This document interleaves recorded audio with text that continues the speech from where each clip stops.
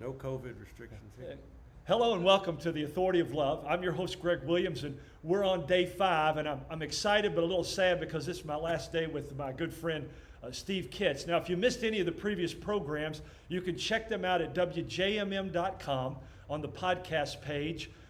Check the podcast tab and then look for Love and Lordship is the name of the ministry, even though the show is entitled The Authority of Love after our book. You can watch all of the Authority of Love messages on the Love and Lordship YouTube and Vimeo pages, as well as at loveandlordship/podbean.com. So you can find all those. As promised, today we're going to continue. We're going to wrap up this week with Steve and the importance of doing life together with other men. In this case, for growth and accountability in the Lord.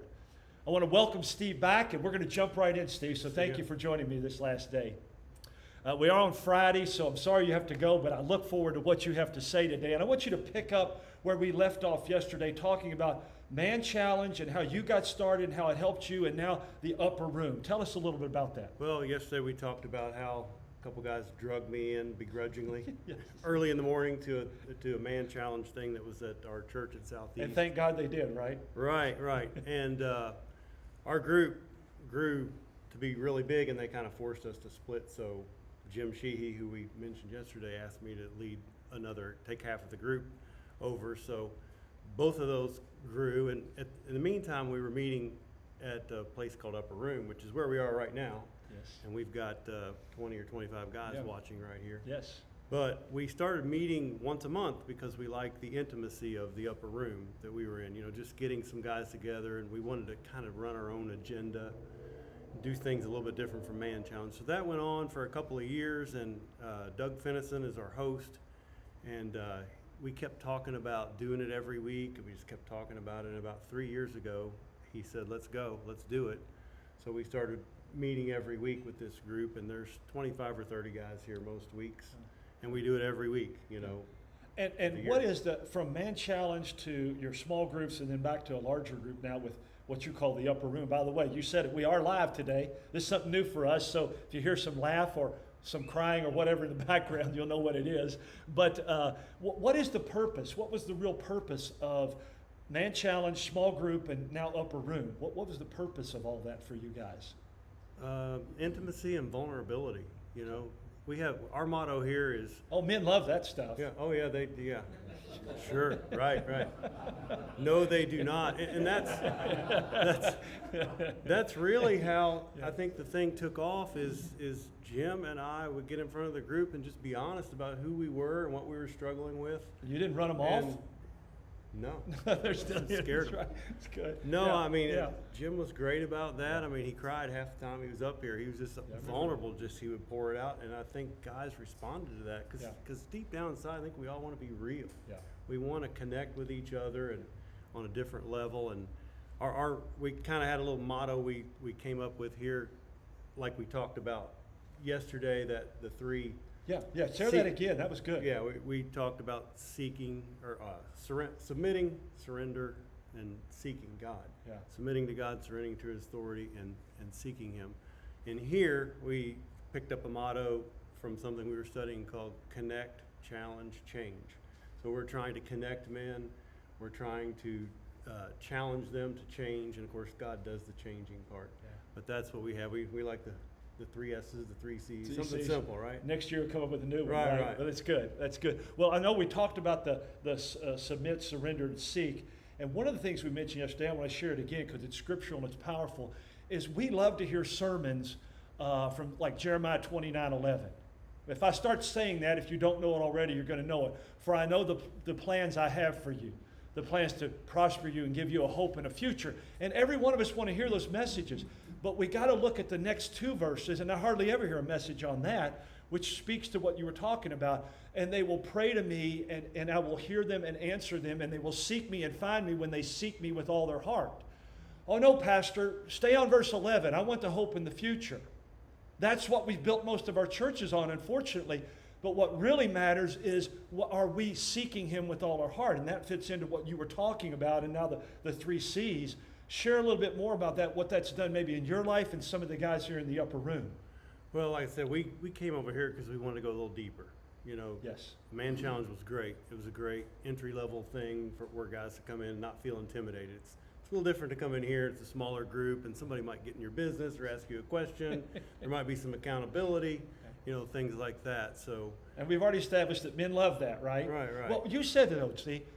They laughed, but when you started doing it, people showed up, didn't they? oh yeah, We need they- it. they- We need it. Everybody's drawn to realness. Yeah. Everybody's drawn to Authenticity. that stuff. They want, yes, Yes. better word, Right. authenticity, and that's what draws everybody in here every week. And it's just a group of guys that they really love each other. I mean, it's weird to say as a man, you know. I didn't think I'd be 57 years old telling a bunch of guys that I didn't know 10 years ago that I love them, right? You know, Yes. that's just a family thing typically, but these guys really love each other, really committed to growing and learning. You know, almost every one of them I can think of that comes in and out of here. There's probably 50 guys that come in and out for various reasons. But they're committed to growth, they're committed to each other, and they're committed to making a difference in the community. That's the biggest thing. You know, it's I tell them all the time, you know, it's not the politicians that are going to solve our problems. It's not even the preachers. It's our job to get out and do this work, do the Lord's work, and make disciples and be disciples like we talked about earlier this week. Share a little bit about, because I like where you're going there. Share a little bit about what some of the things that this group has done so they get an idea, but also what it's meant to you and some of these guys together each week. And you might pull a Jim Sheehy. We might see some tears here, but tell them what you've done in the community and what it means to you. We've done some service projects and things Right. in the community, but really for me, it's about guys individually going out and making a difference. You know, they come in here, they get fed, and I know they go out there. I try to force these stories of generosity and things that they do and witnessing, and they're pulling other guys in. They're trying to come over to this group. You know, it's great. Yeah. You know, come see what we're doing. And I know it's made a huge difference. It's just one guy that goes out in the community and touches 10 or 12 lives in a month or a week or whatever. It's the way Jesus did it. Well, and I keep With up 12 with you disciples. guys because I'm on your WhatsApp Right. group text and everything. And so I know that some of the things you've done is there might be a widow or somebody Some that's in widows, yeah. needs some furniture, needs moved, needs some items, or just needs some help. You guys lot have of done that, those kind of yeah. things, right? Right. And now I want to get serious about what it's meant to you, because we talked a little about that through the week, but this is one of the things that really, the Holy Spirit is our strength, right? But we're not made to do this alone. So you have to come in here every week, and you and Rick, and it used to be Jim and others, and stand up here and talk to these men about what it means to be real. What does that mean to you, and what has it done for you? That's a huge responsibility that I take very seriously, and I try to look at my life and see if I'm living the way I'm talking to these guys about living. But for me, the biggest benefit is having to, we talked about this last night, having to prepare for this Right. every week. It's been a huge growth factor in my life because I'm a little bit lazy when it comes to study and prayer. So that forces me to do a lot of things that I wouldn't normally do, Yeah. you know. Appreciate you being authentic there. Right. Right. But now here's the other thing. We talked about this a little bit as well. I asked you the other night, I've asked several pastors this before when I'm in groups and speaking with men or at churches, and I will say, apart from your preparation for your message, how much time are you spending in the Word and in prayer and with the Lord? And that's a tough question because oftentimes they say, well, that's where I get it. You did that as well. And I challenged you with that even last night, right? What are you doing apart from just preparing for a message here once a week to be with the Lord on a day-to-day basis? What's that look like for you? It's up and down. you Okay. know. This Yep. summer we've had a lot of testimonies, so it's been And pretty what's that easy mean on, to you? You said been that. pretty yeah. easy on me to just kick back, and I'm like, another testimony. Okay, I can sleep in a little later. You know, I don't have to do all this work all week. Right. But it's been a good summer for us. We went over 10 Commandments, but for me personally, it's, you know, I didn't like think the- we had 10 Commandments anymore. What's Yeah. that all about, man? Well, we got- we know now. Yeah. We went through yeah. all of it. in Jesus detail. actually summed them up in two, right? Covers all the 631 or 32 that's in the Old Testament, right? And that's part of what we were talking about. What you come here with these guys, you encourage one another, you challenge one another, you hold each other Yeah. accountable, which is all part of a word that we've talked about all week, discipleship. How's that helped, not only for these guys sitting out here today in the live audience, but for our listeners here? you've talked a lot about the process. Share a little bit more about that again and what the upper room helps you do in your process of discipleship. Well, I want to go back to Jim Sheehy, who kind of Yep. started all this with God's inspiration, and he was a great shepherd.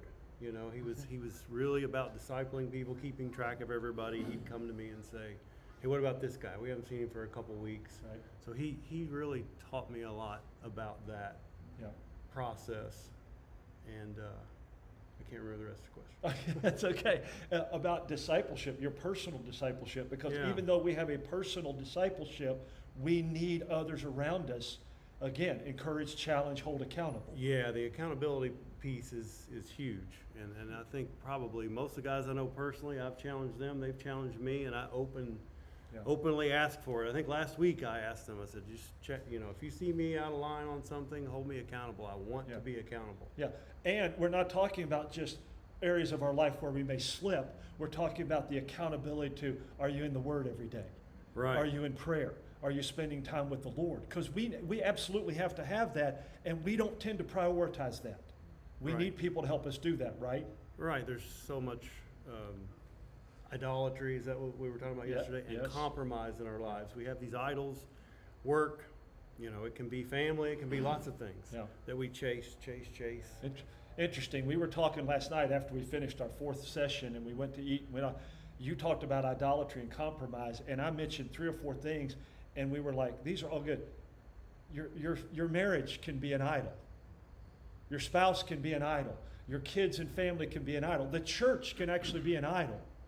Anything that takes the place of Jesus Christ as first in your life is actually an idol, no matter how good it is. Now, we obviously know that drugs and alcohol and sex and pornography are idols, but they're sinful idols. An idol is anything that takes the place of Jesus Christ as priority in your life, and we've got to see that. And I think, as I've been here several times, I see you guys trying to go back to that and say, where are you with the Lord? Right, and we talked earlier this week about dying to self Yes. and that process, and that's where I think we got into the submit, surrender, and seek. Wrap us up here, Jim Sheehy. I know his anniversary of his death is coming up. 2 weeks. And, or actually, when this airs, it may have just happened. Right. So tell just a little bit about that as we close this week. Jim was like me. He was pretty wild, running the city. Just lots of these guys know him, and that's why they're here, because they knew him and he drew them in here. But about 12 years ago, he had a transformation experience with God, which not everybody has, but he had this on a beach in Florida, and he just flipped his life upside down overnight. I've never seen anybody so on fire, other than you, maybe. But he was all about it. I mean, he was Yeah. all about it. He Yeah. still inspires me Yes. every day. He still inspires me. Just a great guy. We lost him to COVID, August 25th. At 56 years of age, right? Last Yeah. year, right. Yeah. So I can't say enough about him and what he means to these guys and what he's done here and what he and God have built Yeah. in this place. Yeah. A lot of these guys are here, as you said, Right. because of Jim Sheehy, right? Right. And that's what we ought to do. That's what we ought to do. Listeners, you ought to hear that. You can make an impact on one other person, and the Lord can multiply that. That's his plan in discipleship. So our listeners can reach Steve on social media. Search for him, Google him, and you'll find him all over the place. Next week, we're going to pick this back up. I'm going to have a few more messages from the Authority of Love. But Steve, I want to thank you again for joining us. Thank you guys for allowing us to do this in front of you. Appreciate that. Thanks for your prayers. Thanks always to the Lord. Make it a great day, and God bless in Christ. This is Greg Williams, and you're listening to the Authority of Love.